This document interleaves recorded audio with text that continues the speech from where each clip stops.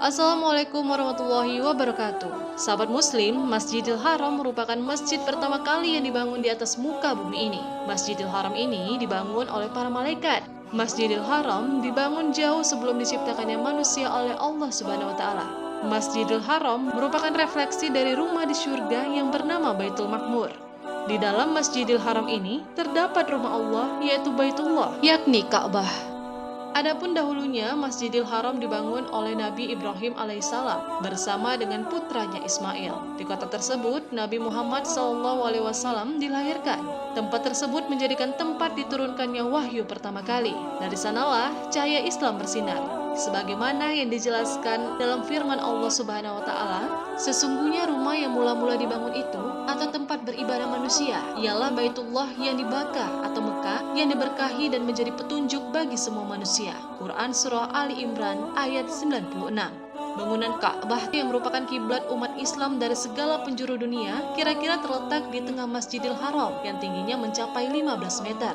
Di dalamnya terdapat kamar besar yang berbentuk kubus, dibangun oleh Ibrahim alaihissalam melalui perintah Allah sebagai berikut. Dan ingatlah ketika kami memberikan tempat kepada Ibrahim di tempat Baitullah dengan mengatakan, janganlah kamu memperserikatkan sesuatu pun dengan aku, dan sucikanlah rumahku ini bagi orang-orang yang tawaf, dan orang-orang yang beribadat, dan orang-orang yang rukuk dan sujud. Quran Surah Al-Hajj ayat 26.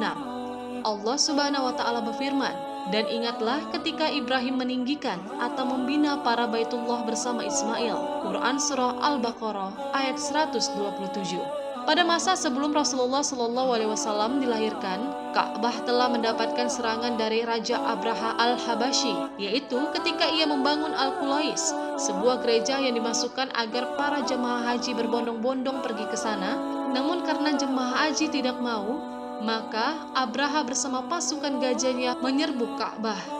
Namun, sesampainya mereka di Mekah, Allah Subhanahu wa taala mengirimkan sekelompok burung ababil untuk menyerang pasukan gajah. Allah Subhanahu wa taala telah menyebutkan kejadian tersebut dalam Al-Qur'an. Apakah kamu tidak memperhatikan bagaimana Tuhanmu telah bertindak terhadap tentara bergajah? Bukankah dia telah menjadi tipu daya mereka untuk menghancurkan Ka'bah itu sia-sia? Dan dia mengirimkan kepada mereka burung yang berbondong-bondong yang melempari mereka dengan batu berasal dari tanah yang terbakar. Lalu dia menjadikan mereka seperti daun-daun yang dimakan ulat. Quran Surah Al-Fil ayat 15. Setelah membangun Ka'bah, maka selanjutnya dilakukan pembangunan Masjidil Haram. Tujuannya tentu saja untuk memudahkan umat Islam yang ingin melaksanakan ibadah selama di Tanah Suci. Di dalam masjid terdapat beberapa situs diniyah, yaitu makam tempat berdirinya Nabi Ibrahim alaihissalam, demikian juga sumur Zam-Zam. Ia adalah mata air yang Allah Ta'ala keluarkan untuk Ibunda Hajar dan anaknya Ismail alaihissalam ketika keduanya sedang kehausan. Di sana juga terdapat Hajar Aswad yang berasal dari bebatuan surga, demikian juga makam Ibrahim. Sebagaimana diriwayatkan oleh Tarmizi dan Ahmad dari Abdullah bin Amr berkata, saya mendengar Rasulullah SAW bersabda, sesungguhnya pojok Hajar Aswad dan makam Ibrahim adalah batu mulia yang berasal dari bebatuan surga, yang Allah hilangkan cahayanya. Andai saja tidak dihilangkan, maka keduanya akan menyinari seluruh ufuk timur dan barat. Hadis riwayat Tarmizi dalam Sunan Tarmizi ayat 804. Tidak jauh dari Masjidil Haram terdapat Bukit Safa dan Marwah. Ciri khusus Masjidil Haram adalah satu-satunya masjid menjadi rangkaian ibadah haji di muka bumi.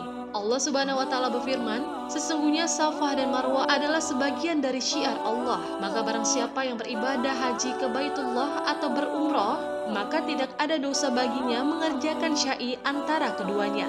Dan barang siapa yang mengerjakan suatu kebajikan dengan kerelahan hati, maka sesungguhnya Allah Maha mensyukuri kebaikan lagi Maha mengetahui.